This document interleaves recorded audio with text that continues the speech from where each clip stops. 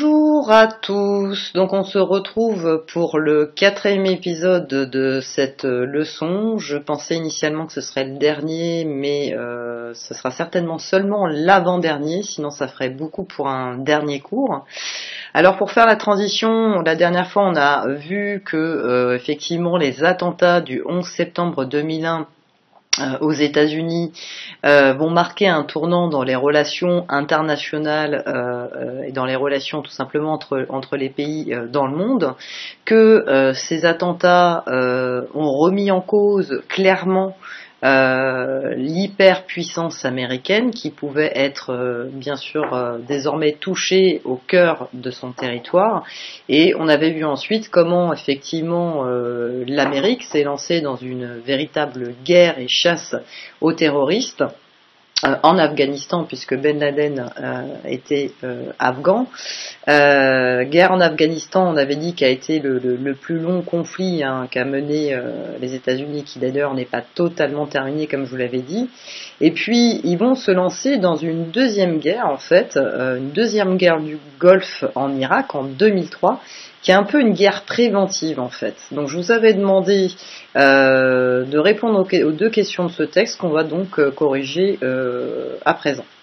Alors première question, quelles sont les 3 raisons données par les personnes qui souhaitent la guerre en Irak afin de lancer ce conflit? Alors c'était facile à trouver puisqu'il y avait aussi marqué 3 raisons dans le texte. Donc la première raison de ceux qui vont être pro pour cette guerre en Irak, cette deuxième guerre en Irak, d'une part en fait les Américains, c'est vrai qu'ils haïssent, Saddam Hussein pour eux haït les Américains. C'est un dictateur qui adore les armes chimiques et qui rêve d'armes nucléaires. Donc on va soupçonner pendant très longtemps, pour justifier cette guerre auprès de l'ONU, que Saddam Hussein cacherait des armes de destruction massive. Ils vont même utiliser, ça c'est une petite parenthèse que je vous fais, un mémoire d'un étudiant basé en fait sur d'autres, un mémoire d'un étudiant qui n'avait rien à voir en fait avec cette analyse stratégique. Donc ils vont construire en fait on sait aujourd'hui, de fausses preuves pour justifier leur intervention en fait en Irak. Donc ils vont, l'idée c'est de poursuivre effectivement, de désarmer Saddam Hussein. Et puis on sait que Saddam Hussein effectivement avait des connexions, c'est-à-dire des relations avec des terroristes. Donc ces 3 arguments à eux seuls suffisent donc effectivement à convaincre les Américains qu'il faut absolument mener une deuxième guerre en Irak, et tous ceux qui vont soutenir et être du côté en fait des Américains. Deuxième question, par contre, pour les personnes qui sont contre la guerre en Irak, pour eux, en fait, les vraies raisons ne sont pas évoquées. Et pour eux, les vraies raisons, il y en a 2. C'est que d'une part, très concrètement, en fait, les États-Unis cherchent en fait à mettre la main sur le pétrole irakien, puisqu'ils détiennent presque 80% des réserves pétrolières du monde.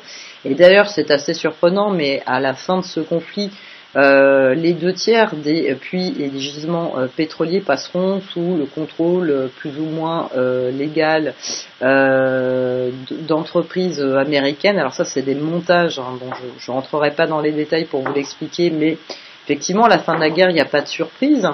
Et la deuxième raison, c'est que effectivement, pour eux, effectivement, les Américains surtout à empêcher Saddam de se doter d'armes qui le mettraient en position de force en fait dans l'ensemble des pays du Golfe, et donc de contrôler la production pétrolière. C'est pas du tout ce que veulent les Américains. Donc on voit bien qu'à travers ce conflit en fait, il va vraiment diviser le monde en 2. Il y a ceux qui effectivement vont être pro-américains et dire qu'il faut préventivement donc continuer cette chasse aux terroristes, cette chasse aux dictateurs dans les pays arabes et du Moyen-Orient. Et puis il y a toute une partie d'autres pays, par exemple dans l'Europe il y a à peu près la moitié qui est pour soutenir les Américains, et puis il y en a une autre moitié, dont les Français, qui va être opposée à cette guerre et qui va tout faire pour trouver les moyens d'éviter une deuxième guerre du Golfe. Et c'est justement ce que je vous demandais donc de trouver comme argument dans la vidéo avec le discours de Dominique Villepin, ministre des Affaires étrangères français.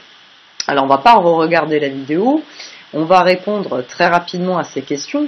Il faut savoir que la France et notamment Chirac à l'époque ont joué un rôle déterminant qui a été particulièrement en fait remarqué à l'époque, puisqu'on disait que la France avait de nouveau un poids à l'échelle mondiale au niveau diplomatique qui avait été un peu mis entre parenthèses avant. Donc la France se retrouve mise en avant dans le cadre de cette deuxième guerre du Golfe sur la scène diplomatique et beaucoup de pays ont félicité le courage de la France de prendre position contre cette guerre définitivement et de s'opposer aux géants américains. Alors, quelle est l'alternative à la guerre pour le ministre des Affaires étrangères français, Dominique de Villepin ? Pour lui c'est très clair, en fait l'ONU, l'ensemble des pays de l'ONU se sont réunis, voyant cette guerre arriver. Ils ont voté une résolution qui s'appelle la résolution numéro 1441 et cette résolution, elle doit permettre de désarmer l'Irak. C'est-à-dire que l'Irak doit accepter qu'il y ait des observateurs de l'ONU qui viennent sur le territoire irakien pour inspecter s'il n'y a pas d'armes de destruction massive. Et donc pour l'instant, comme le dit Dominique de Villepin, cette période, on n'est pas arrivé à la fin de cette période en fait d'inspection des territoires irakiens et donc il n'y a pas lieu en fait de déclencher une guerre. Donc il dit que voilà, si on se lance tout de suite dans la guerre et qu'on n'attend pas la fin des négociations et des inspections, effectivement, voilà, d'où la question d'où. Alors la priorité en Irak pour la France, c'est d'éviter, effectivement à tout prix le recours à la force, parce qu'il le dit très clairement, ça serait désastreux pour les hommes, effectivement il va y avoir un grand nombre de morts, et puis ça serait déstabilisant aussi pour l'équilibre des forces politiques dans cette région s'il y avait une guerre, parce qu'effectivement vous allez voir que comme toute guerre souvent dans cette zone-là, différents pays en fait vont profiter de la situation et vont exercer des pressions d'un côté ou de l'autre parce qu'il y a des enjeux énormes, c'est la production pétrolière mondiale. Alors il faut que vous sachiez que cette fois-ci les Américains en fait n'ont pas respecté en fait la directive de l'ONU, ils sont passés outre et ils sont intervenus, en fait ils ont déclaré la guerre à l'Irak, c'est-à-dire qu'ils n'ont pas respecté la directive 1441. Et donc ça montre encore une fois la faillite de l'ONU, parce que l'ONU aurait pu prendre des sanctions économiques à l'encontre des Américains, mais comme les Américains de toute façon c'est la première économie du monde et que c'est aussi la première armée du monde, que peut-on faire ? Eh bien rien. Et l'ONU ne pourra rien faire, ainsi que les pays qui étaient opposés à la guerre, à part dénoncer effectivement l'intervention américaine en Irak sur la scène diplomatique. Enfin, c'est resté dans l'eau. Alors, bilan de cette guerre, ne confondez pas avec le bilan qu'on a fait de la guerre en Afghanistan. Cette fois-ci, c'est le bilan de la deuxième guerre en fait du Golfe en Irak. Et cette fois-ci, on va lire le texte ensemble. Alors, Barack Obama avait promis un retrait total des troupes américaines. Effectivement, quand il a fait candidature pour devenir président des États-Unis, c'est une des premières choses qu'il a dites, puisque cette guerre devenait très impopulaire déjà aussi auprès des Américains. Ils n'en voyaient plus vraiment le sens. Celui-ci est effectif depuis hier. 9 ans de guerre s'achèvent sur un bilan très contrasté. Certes, le tyran Saddam Hussein, puisque c'est un dictateur, a été renversé. Certes, l'Irak a connu ses premières élections démocratiques depuis 50 ans, mais à quel prix ? Plus de 100 000 morts parmi les civils sont à déplorer, des conflits ethnico-religieux entre sunnites, chiites et kurdes menacent la stabilité d'un gouvernement qui est très fragile, l'économie du pays est exsangue, ça veut dire qu'elle est à bout de souffle, Les services de base comme la distribution d'électricité et de l'eau potable sont défectueux. Vous imaginez bien que comme il y a eu énormément de bombardements, plus rien ne fonctionne. Et la reprise de l'exportation du pétrole est bien faite aussi parce que ces installations ont été détruites. On vise les puits de pétrole. Cette nouvelle guerre du Golfe, guerre préventive comme je vous le disais, théorisée, c'est-à-dire pensée par George W. Bush après les attentats du 11 septembre 2001, aura aussi coûté cher aux États-Unis. Elle a coûté cher comment ? Financièrement, 770 milliards de dollars par an, humainement, encore 4484 soldats morts, et moralement, puisque comme dans toute guerre, beaucoup de soldats vont revenir extrêmement traumatisés de ce conflit. Alors, on va essayer de trouver les réponses ensemble. La première, c'est facile, quel président américain a retiré ses soldats d'Irak ? Vous l'avez compris, c'est écrit dès le départ, c'est Barack Obama qui, effectivement, respecte son engagement, mais je le nuance parce qu'il y a encore quand même quelques troupes en Irak qui sont toujours stationnées, des bases américaines, etc., qui maintiennent un certain contrôle. Quels sont les 2 points positifs de ce conflit en Irak? Alors oui, il y a quand même des points positifs. Si on regarde, effectivement, on s'est débarrassé de Saddam Hussein, donc c'était d'ailleurs l'un des arguments phares aussi des Américains, c'est qu'ils voulaient libérer le peuple irakien de son dictateur et permettre la démocratie. Vous avez bien compris que le vrai enjeu, il n'était pas là, mais ça c'est pour avoir de beaux discours officiellement. Et le deuxième point positif, c'est qu'en 50 ans, c'est la première fois que l'Irak a connu des élections démocratiques. Bon, là aussi, il faudrait nuancer un petit peu, parce que les élections se sont passées, il y a une partie des élections qui ont été truquées, ça n'a pas été si simple que ça. Bon, je passe rapidement sur ça. Mais effectivement, il y a quand même des points positifs. Alors par contre, les points négatifs, à l'issue de la guerre, sont quand même énormes. C'est que d'une part, c'est encore un conflit avec plus de 100 000 morts, parmi les civils qui, eux, n'y étaient pour rien, parce que ce sont des enjeux qui les dépassent totalement. Des conflits en plus entre ethnico-religieux, c'est-à-dire par exemple, ça va diviser encore plus les sunnites et les chiites qui sont tous les deux familles religieuses. D'ailleurs, on en avait parlé en 5e, c'est comme chez les chrétiens, il y a les catholiques, les orthodoxes et les protestants. Chez les musulmans aussi, il y a plusieurs familles, les sunnites et les chiites. Et puis, il y a les Kurdes, qui est une autre ethnie, qui habite aussi en Irak, et ça a créé des divisions, en fait, entre ces religions et entre ces peuples. Le gouvernement qui à peine est élu, du coup, est très très fragile, parce qu'il y a énormément de divisions. Et quant à l'économie du pays, qui a été complètement détruit, les services de base, comme la distribution d'électricité et de l'eau potable, sont défectueux. Ça, je vous le disais tout à l'heure. Alors pourquoi peut-on dire que cette guerre est un échec pour les États-Unis? On vous le dit clairement à la fin, en fait, tout ça pourquoi? Ça a coûté encore 770 milliards de dollars par an, donc là c'est encore, on arrive à des sommes qui sont absolument phénoménales. Humainement, il y a encore eu plus de soldats qui sont morts de cette guerre, et moralement, voilà, j'insiste pas dessus, mais finalement, tout ça pourquoi? Est-ce que cela a arrêté le terrorisme? Est-ce que non, ça l'a pas arrêté du tout. Et puis surtout, on se rend compte aussi que les soi-disant armes de destruction massive, elles n'ont jamais été trouvées en Irak. Donc finalement, cette guerre reposait sur du vent. Et on a mis en évidence effectivement plus tard les intérêts purement économiques des États-Unis de contrôler cette zone et effectivement de tenir quand même le contrôle aussi de la production pétrolière. En tout cas, de ne pas en perdre totalement le contrôle. Alors, on va pouvoir donc écrire côté leçon, le petit b, la guerre en Irak en 2003 va développer effectivement un sentiment de plus en plus anti-américain. Déjà, la guerre en Afghanistan, c'était une réaction, c'était déjà le développement d'un sentiment anti-américain. Il va être encore plus renforcé après cette deuxième guerre du Golfe, donc ça n'arrange pas du tout les choses. Donc la seconde guerre du Golfe en Irak, lancée par George W. Bush Jr., c'est-à-dire le fils tout simplement de son père qui a été lui-même président, je vous l'avais dit, a été contestée par de très nombreux pays, dont la France du ministre des Affaires étrangères Dominique de Villepin, qui défend la vision de la France dans un célèbre discours devant l'ONU. Toutes ces opérations en fait n'ont pas permis de mettre fin aux tensions anti-américaines et à la poussée du terrorisme au Moyen-Orient qui se poursuit et qui va se diversifier. On le verra d'ailleurs dans un extrait de la guerre de Syrie. Ce conflit a clairement été un échec pour les États-Unis jusqu'au retrait des troupes par le président Barack Obama. D'accord ? Alors, on va voir que parallèlement, donc, je vous conseille de faire pause sur la leçon pour avoir le temps de noter, pour ceux qui recopient depuis le début, effectivement, de manière très sérieuse dans leur cahier la leçon, et d'ailleurs que je félicite au passage, je sais qu'il y en a beaucoup qui impriment.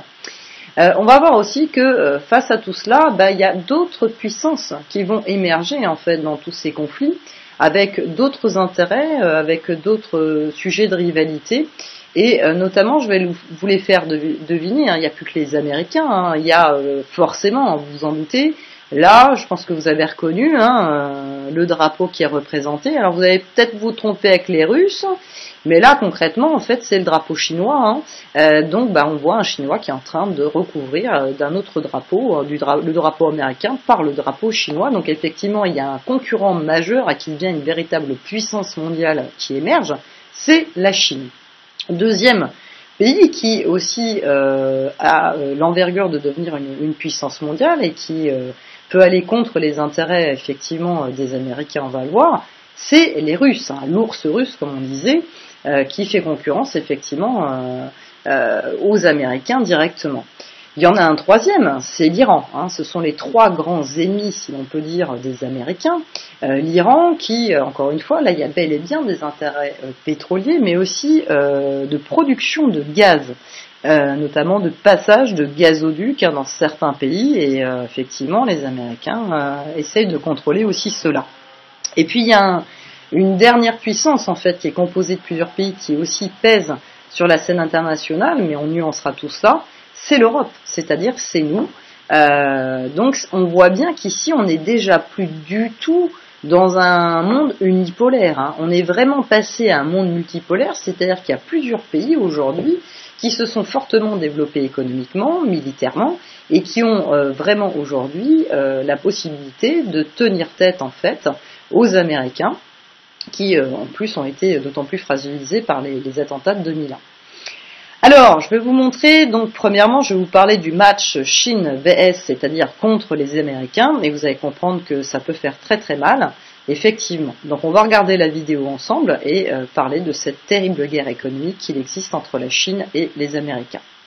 Alors mince, j'ai voulu faire play, ça n'a pas marché. Hop!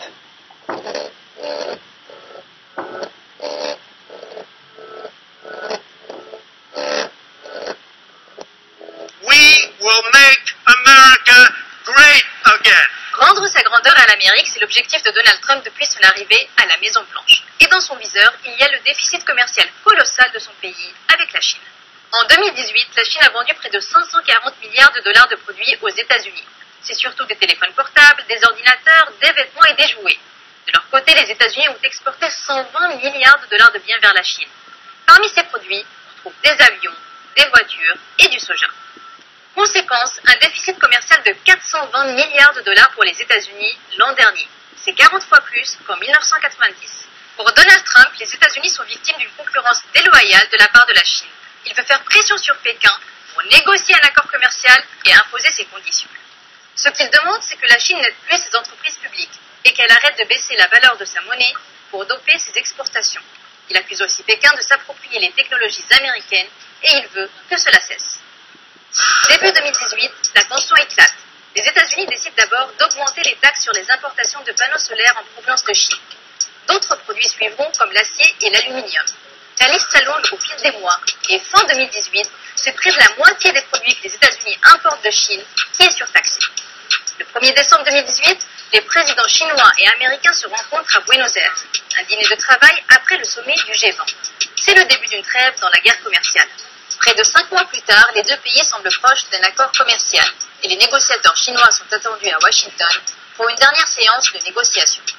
Mais les choses ne vont pas assez vite, ni assez loin pour Donald Trump qui annonce une nouvelle hausse des droits de douane sur les produits chinois. Il menace même de surtaxer l'ensemble des biens que son pays achète à la Chine. Quelques jours plus tard, la tension monte d'un cran. Les États-Unis ciblent le géant des télécoms chinois Huawei. D'ici le mois d'août, il ne pourra plus se fournir auprès des entreprises américaines. La guerre commerciale vient de changer de dimension et nombreux sont ceux qui craignent le début d'une guerre froide technologique. Alors oui, c'est d'ailleurs intéressant de voir que le reportage finit sur le mot d'une guerre froide cette fois-ci entre la Chine et les Américains, mais effectivement on pourrait aussi réutiliser le même mot pour les relations que vont avoir les Russes et les Américains. Alors, en 2018, pour combien la Chine a-t-elle vendu de produits aux États-Unis et dans quel domaine tout particulièrement? Donc on voit clairement dans cette vidéo, si je vous avais demandé de relever les informations, c'est qu'elle a prélevé 540 milliards, elle a vendu 540 milliards de produits aux Américains. Donc c'est énorme. Alors qu'est-ce que les Chinois ont vendu aux Américains? Principalement des téléphones, des ordinateurs, des vêtements et des jouets. Donc beaucoup dans le domaine de l'électronique et de l'informatique, aussi du textile. Vous savez bien que c'est assez difficile en fait de trouver un produit qui n'est pas produit en Chine en matière de vêtements.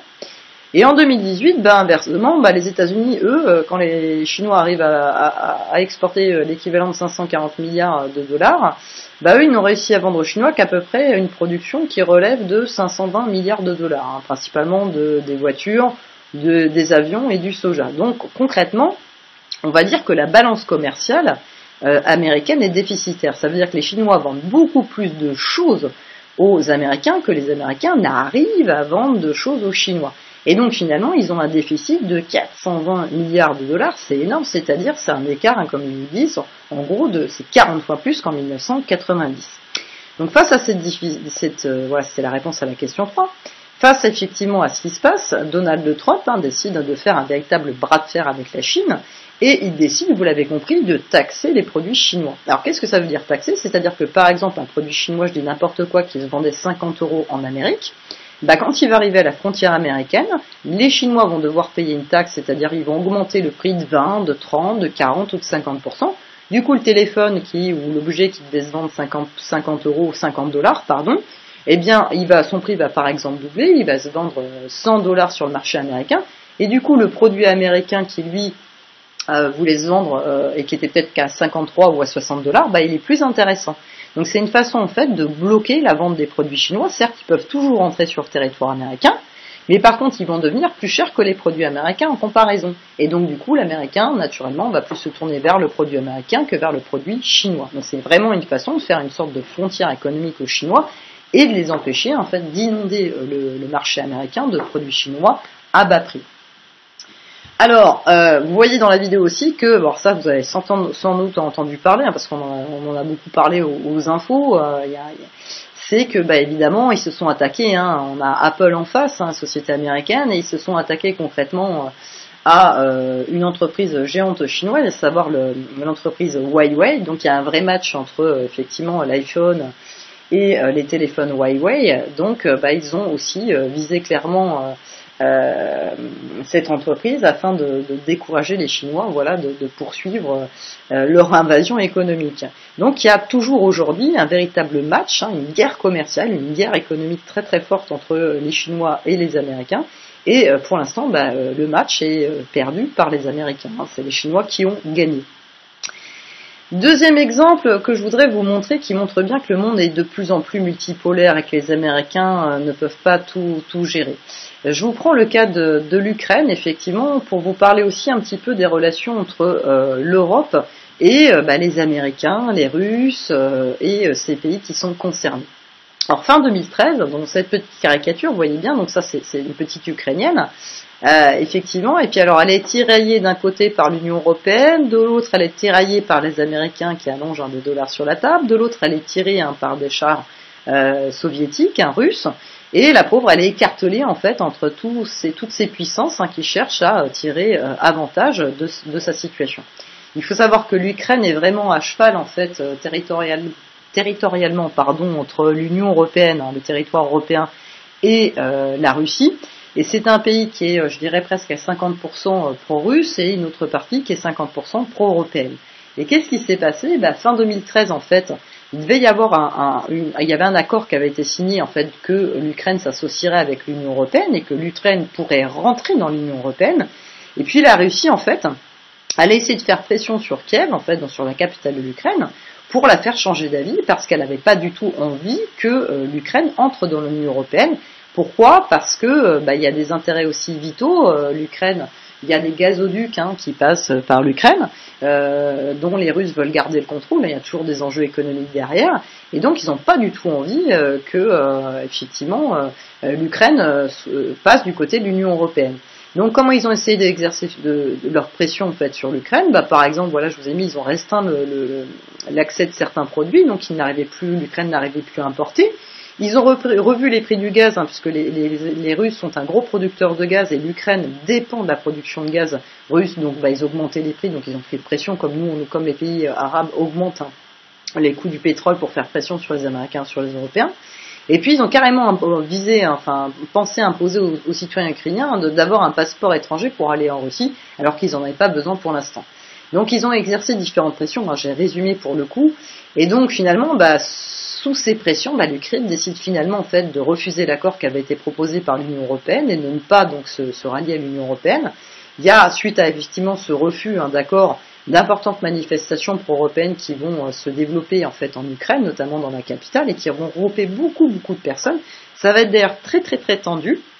Et puis finalement en plus, de toute façon à cette époque-là, en 2014, la Russie en fait finit par s'emparer de la Crimée et de Sébastopol, qui sont une région donc qui appartenait à l'Ukraine quand même depuis 1956, la Crimée, et effectivement ils font des interventions militaires Personne ne dit rien à l'époque, alors on en parle. L'UE, l'Union européenne, tous les membres de l'UE sont très divisés sur le est-ce qu'il faut intervenir pour soutenir l'Ukraine contre effectivement ces tentatives militaires et ces invasions, ces incursions militaires des Russes pour faire pression sur cette partie de l'Ukraine.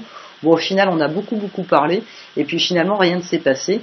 Il faut que vous sachiez qu'aujourd'hui, il y a toujours une guerre qui se poursuit en fait depuis 2014, donc on est en 2020. Donc effectivement, voilà, ça fait 6 ans qu'il y a toujours une guerre à l'est de l'Ukraine, et je suis sûr que vous en avez même jamais entendu parler, où il y a des morts, où il y a des blessés, mais on va dire que tout le monde s'en manque un peu. Et voilà, et ça montre d'une part donc qu'il y a un véritable échec de l'Union européenne à s'entendre pour pouvoir aussi, comme l'ONU en fait, maintenir la paix. Défendre aussi l'Ukraine et les Ukrainiens qui souhaitaient être attachés à l'Union européenne. Et puis on voit qu'il y en a d'autres qui en profitent aussi, c'est les Américains dans cette guerre, parce qu'encore une fois, il y a des intérêts économiques. Les Américains ne s'intéressent pas qu'au pétrole, mais aussi aux ressources en gaz de la planète. Donc malheureusement, ces pays se retrouvent livrés à eux-mêmes et rien n'est fait.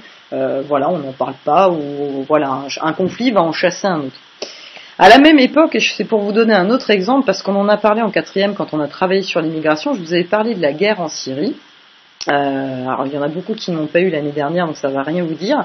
Mais effectivement, au même moment, quasiment, on va avoir une guerre en Syrie qui va débuter en 2011. Alors la Syrie, donc vous voyez où on est, la France, l'Italie, donc la Syrie qui est ici.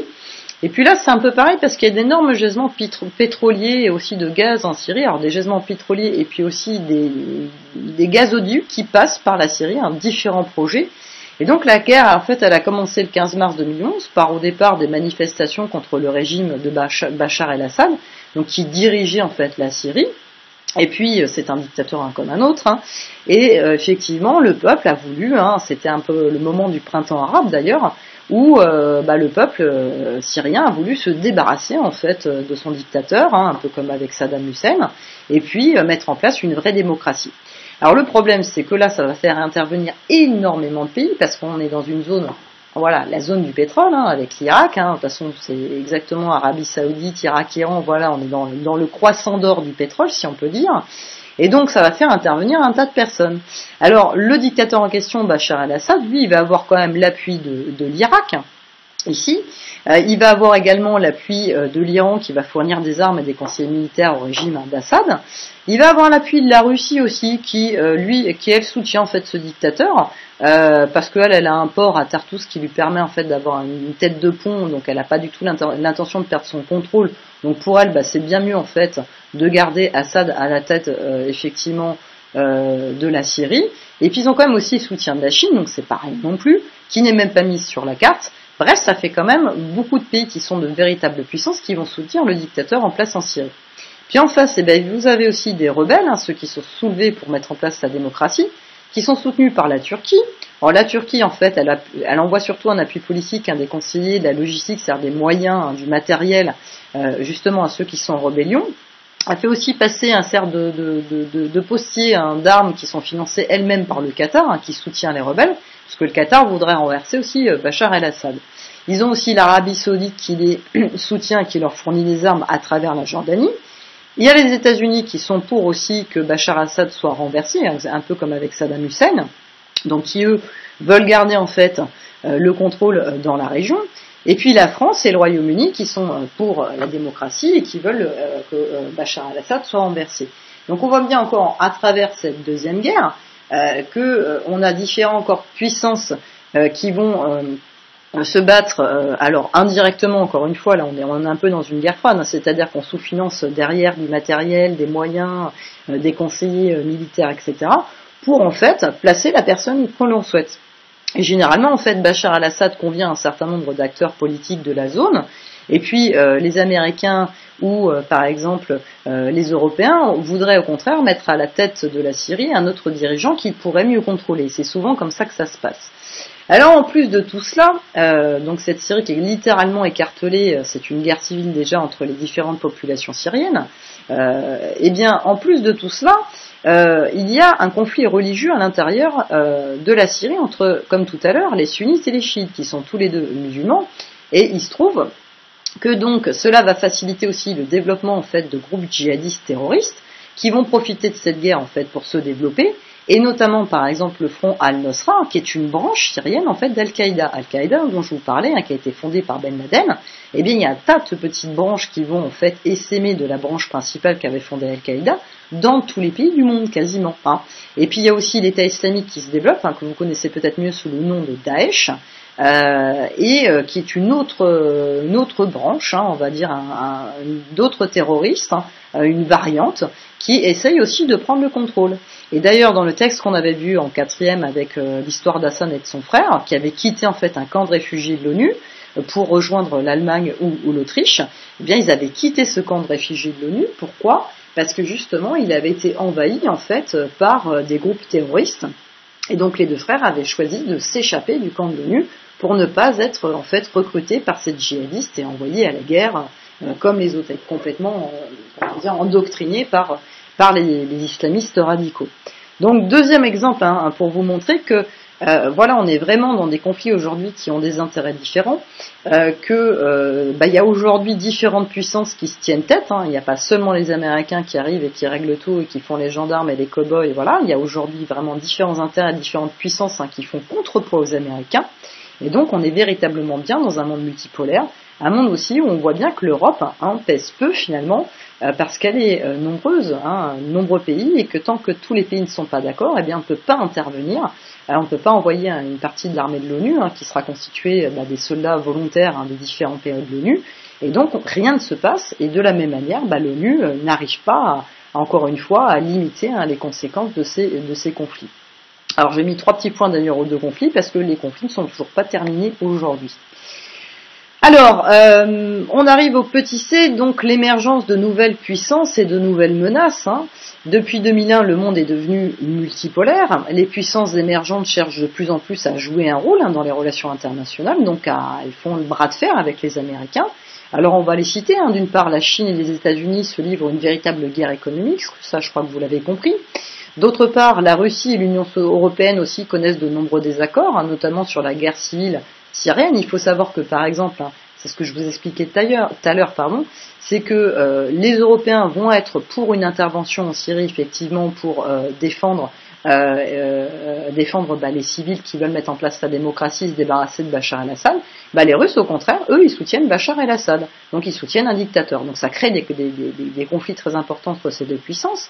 Et puis sur la situation d'Ukraine, c'est pareil, puisque encore une fois, ces deux puissances s'affrontent, puisque les Russes veulent que l'Ukraine reste ukrainienne. Ils voudraient même, d'ailleurs, ils ont rattaché une partie de son territoire, parce que ce dont rêvent les Russes, c'est de restaurer, finalement, à Poutine, c'est de restaurer l'âge d'or de l'URSS, du temps de la guerre froide. Et puis, les Européens auraient accepté que l'Ukraine entre dans l'Union européenne. Donc la Russie, je vous ai mis, cherche à retrouver l'influence passée de l'URSS. Donc encore deux puissances qui s'affrontent. Quant à l'Union européenne, elle semble complètement démunie, parce qu'elle ne parvient pas à s'entendre à 28. Depuis à la montée, en plus, vous l'avez vu, je vous en parle souvent en classe quand on était encore ensemble, des partis populistes, c'est-à-dire des partis en fait qui s'appuient sur le peuple, qui sont souvent beaucoup plus de droite que de gauche, des partis d'extrême droite, qui vont utiliser le ras-le-bol des peuples et vis-à-vis de dirigeants politiques dont ils estiment qu'ils ne font rien pour les aider. Et ils vont utiliser la démagogie, c'est-à-dire qu'en fait, ils proposent des solutions simples à des problèmes qui sont souvent beaucoup plus complexes. L'avantage, c'est que ces réponses simples, en fait, sont satisfaisantes pour un grand nombre de gens. Par contre, quand on creuse généralement les solutions proposées, c'est pas forcément les bonnes solutions. Donc on joue sur les sentiments des gens, sur le ras-le-bol des gens, sur l'écœurement des gens et la colère. Et on voit bien qu'il y a une montée dans toute l'Europe, par exemple, de partis d'extrême droite depuis, on va dire, une quinzaine d'années. Et ça, effectivement, l'Europe n'arrive pas à y faire face. De la même manière, on voit bien que toutes ces guerres, les guerres de Syrie, les guerres d'Ukraine, entraînent des flux migratoires importants de réfugiés politiques qui réclament le statut de réfugié politique, c'est-à-dire le droit de quitter leur pays et de se réfugier dans un autre pays parce que leur pays est en guerre et que leur vie est menacée. Et on sait très bien que ces afflux migratoires importants, en fait, ça pose un vrai problème actuellement dans les débats politiques, puisque l'Europe ferme ses frontières, parce qu'on voit d'ailleurs, on peut parler de ce qui s'est passé récemment, le seul pays qui a accepté de prendre un bateau de migrants, c'est le Portugal, parce qu'il avait très peu de malades du coronavirus, qui a ouvert ses portes et accueilli d'ailleurs ces migrants, et leur a donné tout de suite des papiers, tout de suite de réfugiés politiques. Donc on voit que c'est un vrai problème. Et donc l'Union européenne, face à toutes ces questions, elle patine, elle n'arrive pas à prendre de décision. Et du coup, elle a du mal à jouer aussi un rôle majeur hors de l'Europe finalement. Enfin, et là je ne vous l'ai pas montré en image, il y a aussi d'autres menaces qui sont apparues récemment. Certains pays, par exemple comme les dictatures de l'Iran ou de la Corée du Nord, qui cherchent à se doter de l'arme nucléaire.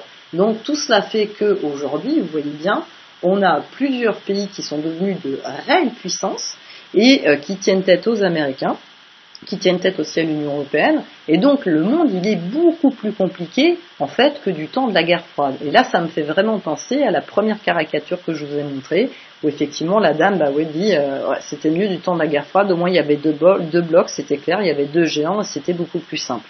Voilà, aujourd'hui le monde est beaucoup plus complexe et les intérêts de ces différents pays sont liés, donc ça crée des tensions majeures. Et vous avez vu qu'il y a encore plus de conflits qu'avant. Et que finalement, on a beaucoup parlé de la Première et de la Seconde Guerre mondiale, mais il ne faut pas oublier toutes les guerres dont je vous ai parlé, et dont certaines ne sont toujours pas terminées. J'aurais même pu rajouter la guerre israélo-palestinienne qui dure depuis des dizaines et des dizaines d'années, depuis 1947, et qui n'est toujours pas réglée aujourd'hui. Voilà. Alors, on s'arrêtera là pour aujourd'hui, parce que si je continue, effectivement, il ne reste pas grand-chose pour finir la leçon, mais ça fait quand même beaucoup de choses à comprendre et à retenir.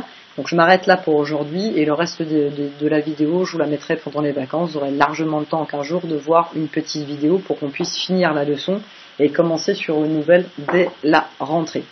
Allez, je vous souhaite à tous de bonnes vacances, reposez-vous bien, faites de bonnes siestes, mangez du chocolat, faites-vous plaisir, et à très bientôt.